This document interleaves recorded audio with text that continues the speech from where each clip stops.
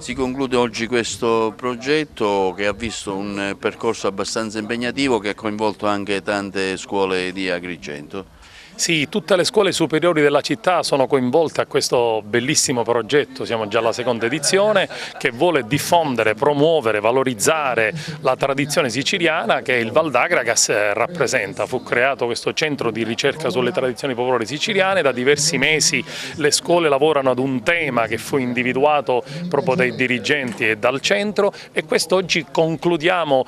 l'idea attraverso la diffusione dei documentari, un momento di spettacolo, un momento di coinvolgimento. Quindi grazie alla sensibilità delle scuole, del provveditorato e di alcuni artisti che hanno voluto essere presenti a questo momento,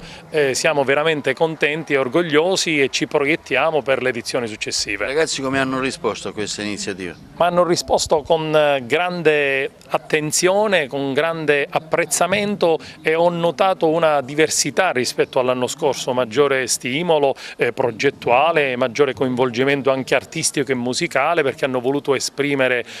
attraverso la singola specificità della scuola il momento di rappresentazione legato sempre all'identità siciliana e al tema individuato dei Vespri siciliani. Una giornata conclusiva oggi di questo progetto a cui voi avete anche partecipato. Sì, l'ufficio quinto, ambito territoriale d'Agrigento, ha ben aderito, o meglio portato avanti assieme al Val d'Agragas questo progetto che in altri termini è nato dall'istituzione di un gruppo provinciale proprio sulla tutela delle tradizioni popolari.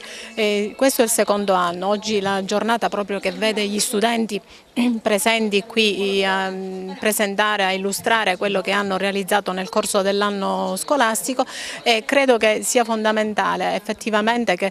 ci si soffermi sempre più sull'importanza di recuperare quelle che sono le nostre tradizioni popolari. Molti giovani, ma anche noi adulti, credo che spesso non conosciamo quello che è il nostro stesso territorio, diciamo negli anni più antichi, e quindi di buon grado l'ufficio, e in modo particolare devo ringraziare anche il dottore Zarbo che ha creduto in questa iniziativa e quindi ha dato la possibilità al Val d'Agragas, al dottore Casesa, a me in qualità di referente proprio responsabile del settore sostegno alla persona, di portare avanti questo progetto e di coordinare le varie attività.